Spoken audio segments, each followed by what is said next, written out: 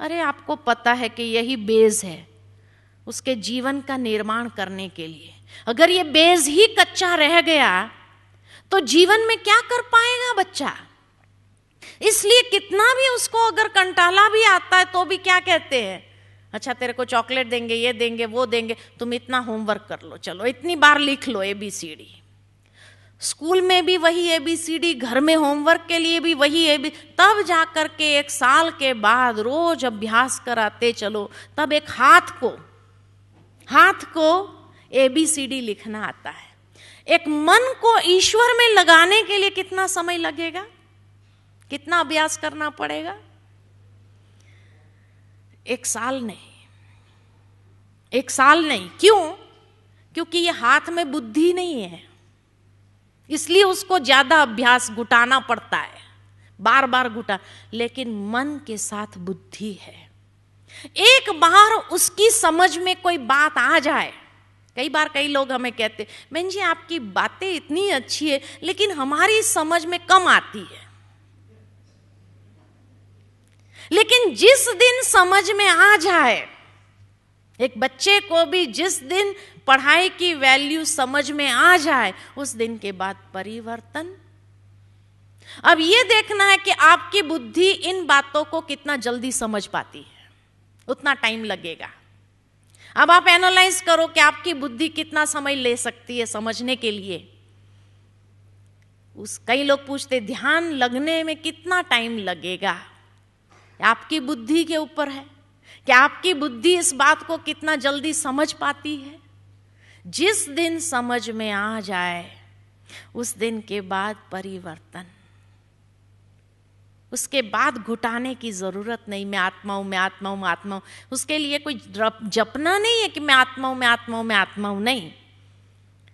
लेकिन समझना है। और जिस दिन ये बात हमारी समझ में आ गई, उस दिन के बाद चेंज, परिवर्तन।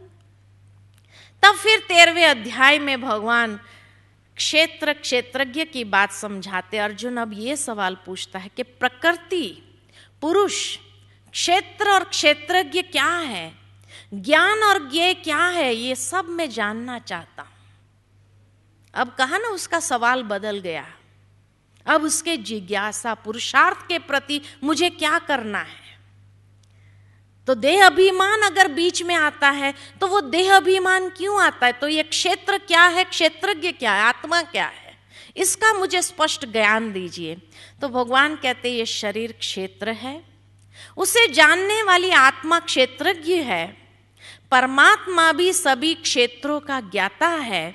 यही वास्तव में यथार्थ ज्ञान है। ज्ञान इतना ही है, आत्मा, परमात्मा और ये प्रकृति, बस इन 3 चीज को समझ लिया जिसने, यही ज्ञान है, यही यथार्थ ज्ञान है। फिर भगवान कहते प्रकृति और पुरुष अनादि है।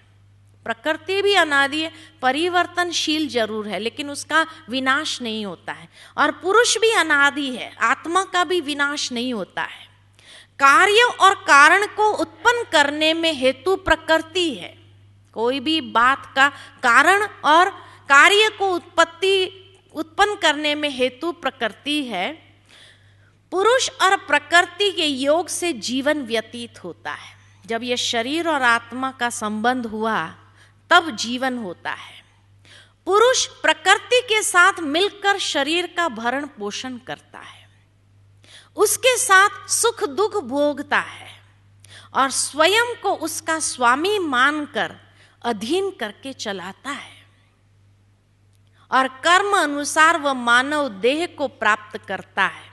किस प्रकार का कर्म है, उस कर्म के अनुसार मानव देह को प्राप्त करता है। जो पुरुष और प्रकृति के संयोग से हुए कर्म की गुह्य गति को समझ लेता है, वह कर्म बंधन से मुक्त हो जाता है। अब यहां प्रकृति का भाव जो भगवान ने लिया है वो है हमारी प्रकृति, सात्विक, राजसिक, तामसिक, कि जो पुरुष और प्रकृति यानी सात्विक है, राजसिक है, तामसिक है, उसके संयोग से जो कर्म करता है वो कर्म सात्विक होते, राजसिक होते, तामसिक होते हैं। और जो इस गुह्य गति को समझ लेता है तो तामसिक प्रकृति से सात्विक प्रकृति की ओर आ जाता है और कर्म बंधनों से मुक्त हो जाता है। कितनी गहराई है एक एक वाक्य के अंदर गीता के। और फिर भगवान कहते आत्म अनुभूति, आत्म साक्षात्कार, ये कुछ लोग ध्यान द्वारा, कुछ लोग ज्ञान द्वारा, कुछ कर्म योग द्वारा समर्पण के साथ नियत कर्म में प्रवृत्त होते हैं, और जो उसकी विधि नहीं जानते वे लोग तत्वस्थित महापुरुषों द्वारा सुनकर आचरण करते। खुद जो नहीं कर पाता है तो कम से कम सुन करके उसका आचरण करते हैं। तो ये आत्म अनुभूति कैसे प्राप्त होती है? तो कहा कुछ लोग ध्यान द्वारा उसका अनुभव करते, कुछ लोग ज्ञान द्वारा उसका अनुभव करते हैं, कुछ लोग कर्म योग द्वारा समर्पण के साथ नियत कर्म में प्रवृत्त होते, जो कर्म करना है उसमें प्रवृत्त होते हैं। और फिर भी अगर नहीं मालूम पड़ा तो जो महापुरुष के द्वारा सुन करके उसके आचरण में आते, उसी से भी आत्म अनुभूति, आत्म साक्षात्कार प्राप्त हो सकता है। जो पुरुष साक्षी भाव में स्थित होकर कर्म करता है और समदृष्टि रखकर व्यवहार करता है, ईश्वर को सर्वज्ञ जानता है, वह अपना शत्रु कभी नहीं बनता है और वो श्रेष्ठ गति को प्राप्त कर लेता है। इस विधि के माध्यम से ही वो श्रेष्ठ गति को प्राप्त कर लेता है। और फिर 14वें अध्याय में ये प्रकृति के 3 गुणों को स्पष्ट करते हैं अभी, क्योंकि जब क्षेत्र क्षेत्रज्ञ की बात स्पष्ट हो गई, प्रकृति पुरुष की बात स्पष्ट हो गई, तो अब ये सात्विक राजसिक तामसिक प्रकृति क्या है, तो उसको भगवान को पूछते हैं। तो भगवान अब इसके बारे में गहराई से समझाते। भगवान कहते इस ज्ञान के आधार पर मनुष्य मेरे जैसी दिव्य प्रकृति यानी दिव्य स्वभाव प्राप्त कर सकता है। ज्ञान से ही सात्विक स्वभाव को प्राप्त कर सकता है। हे अर्जुन, मेरा स्थान महत ब्रह्म अनंत शांति धाम है, मैं गर्भ धारण करता हूं। अब देखो इतनी गुह्य बात बताइए यहाँ पर कि उस महत ब्रह्म में, परम धाम में भगवान गर्भ धारण करते। किस बात का गर्भ धारण करते हैं? अर्थात उसमें सृष्टि के होने का मैं संकल्प बीज को स्फुरित करता। यानी कहते हैं ना, भगवान को नई सृष्टि रचने का संकल्प आया, तो ये गर्भ धारण किया उसने। और फिर प्रकृति के संयोग से समस्त शरीरों की उत्पत्ति होती है। इसलिए प्रकृति गर्भ धारण करने वाली माता है और मैं बीज को स्थापन करने वाला पिता। कई लोग हमें यह सवाल पूछते हैं कि भगवान को परम पिता क्यों कहा, परम माता क्यों नहीं कहा? है तो वो माता पिता, फिर परम पिता क्यों कहते हैं? गॉड फादर क्यों कहते? गॉड मदर क्यों नहीं कहते? उसका जवाब भगवान देते हैं, क्योंकि मैं बीज को स्फुरित करने वाला हूं, इसीलिए मैं पिता हूं।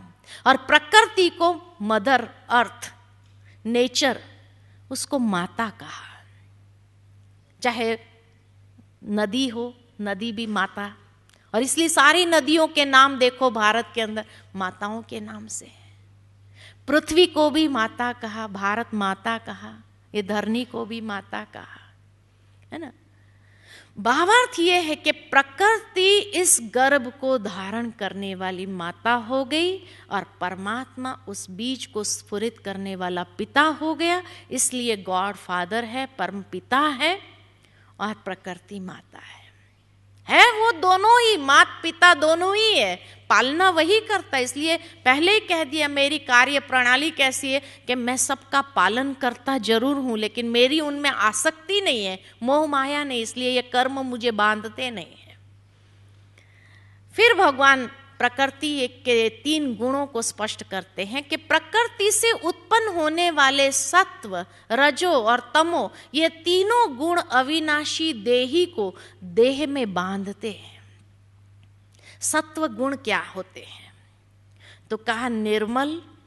अभी उसकी पहचान कराते हैं, एक यार्ड स्टिक दे देते हैं हमको अपने जीवन को देखने के लिए कि मुझ में कौन सी प्रकृति है, सात्विक है, राजसिक है या तामसिक है। तो उसकी विशेषताएं बताते हैं कि निर्मल, यानी प्योर, बुद्धि को प्रकाश प्रदान करने वाला और निर्विकारी होने के कारण व्यक्ति को सुख और ज्ञान के संबंध में बांधता है, वो सात्विक प्रकृति है। रजोगुण किसको कहते हैं? जहां कामनाएं हैं, आसक्ति से उत्पन्न मानो, वह आत्मा को कर्म के बंधन में बांधता है, रजोगुण है। और तमोगुण क्या है? अज्ञान से उत्पन्न होता है, जो आत्मा को आलस्य, निद्रा और प्रमाद में बांधता है, वो तामसिक गुण है। जहां आलस्य, निद्रा, प्रमाद, अज्ञानता है, तो अपने आप को देख सकते हैं, शायद सात्विक और राजसिक के बीच में होंगे, तभी तो यहां बैठे ज्ञान को प्राप्त करने के, बुद्धि को ज्ञान प्रदान कर रहे हैं। तो इसीलिए तामसिक प्रकृति वाला तो यहां बैठ नहीं सकता है ना, वो तो भाग जाएगा, है ना। इसलिए यहां जो बैठे हैं सात्विक में जाने के प्रयत्नशील है, पुरुषार्थी है, और उसको स्पष्टीकरण करते हैं कि तमोगुण की बुद्धि कैसी होती है। तमोगुण की वृद्धि से अज्ञानता, आलस्य, अलबेलापन, प्रमाद और मोह की अभिव्यक्ति होती है, जिस कारण तमोगुणी मनुष्य अधोगति को प्राप्त होते हैं और पुनर्जन्म भी पशु समान, पशु योनि में नहीं जाता है, पशु समान, नरक समान जीवन होता है। यह तमोगुण की वृद्धि जब होती है तब की बात है। अच्छा, जब रजोगुण की वृद्धि होती है उसमें क्या विशेषता है, उसकी क्या निशानी है? कितना भगवान ज्ञान देता है, एक के बाद एक अर्जुन के वो सवालों का जवाब स्पष्ट करते। जब रजोगुण में वृद्धि होती है तो अत्यधिक आसक्ति, स्वार्थ युक्त कर्म का प्रारंभ तथा अशांति एवं इच्छाओं का उदय होता है, ये चाहिए वो चाहिए, उदय होता है। रजोगुणी कर्म का फल है दुख की अनुभूति। रजोगुण की वृद्धि काल में मृत्यु को प्राप्त करने वाला मनुष्य कर्म बंधन होने के कारण पुनर्जन्म में जीवन बंधन का ही अनुभव करता है। और सत्व गुण क्या होते हैं? जब आत्मा तथा सर्व कर्मेंद्रिय में ज्ञान के प्रकाश से ईश्वरीय अनुभूति का प्रवाह फैलता है तो सतोगुण की अभिव्यक्ति का अनुभव होता है।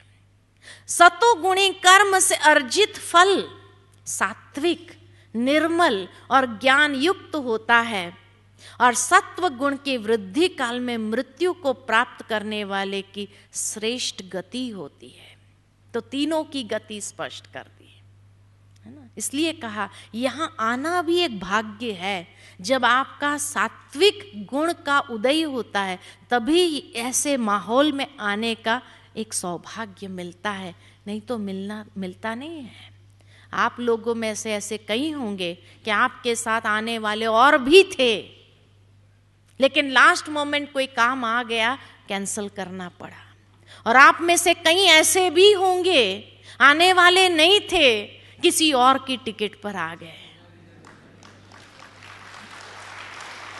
क्योंकि जिसके वो सात्विक गुण का उदय होना है। हाँ, अस्पताल चले गए, हाँ कुछ लोग बीमार पड़ गए, ऐसा यहाँ आने वाले थे, बीमार आकर के बीमार पड़ गए। अच्छा, लेकिन वो कहानी मुझे याद आती है कि एक बार नारद जी जो थे ना, घूमते घूमते भगवान के पास पहुंच गए। तो भगवान एक डायरी देख रहे थे। नारद जी ने पूछा भगवान से, भगवान क्या देख रहे हो? भगवान कहते ये मेरी खास डायरी है, स्पेशल डायरी है। तो इस खास डायरी में क्या लिखा है? तो भगवान ने कहा इसमें कुछ नाम लिखे हैं। किसके नाम लिखे हैं भगवान? तो भगवान ने कहा इसमें उनके नाम लिखे हैं जिनको मैं बहुत याद जो मुझे बहुत याद करते हैं। तो नारद जी बड़े खुश हो गए कि भगवान मेरा नाम तो सबसे पहला नंबर होगा, क्योंकि मेरे जितना तो कोई आपको याद नहीं करता है। भगवान भी मुस्कुराए, हाँ तेरा नाम तो सबसे पहला नंबर है, तेरे जितना तो कोई मुझे याद नहीं करता है। फिर भी नारद जी को तसल्ली नहीं हुई, कहा मैं डायरी देख सकता हूं? कहा देख लो। देखा तो खुद का नाम पहला नंबर था, बड़ा खुश हुआ। आगे देखने लगा भगवान ने किस किस का नाम लिखा है जो उनको बहुत याद करते। ढूंढने लगे इसमें हनुमान जी का नाम कहाँ है, तो देखा सारी डायरी में हनुमान जी का नाम ही नहीं था। अब नारद जी का तो काम था जलाना, डायरी भगवान को दी, ढूंढने निकले हनुमान जी को। तो देखा हनुमान जी एक वृक्ष के नीचे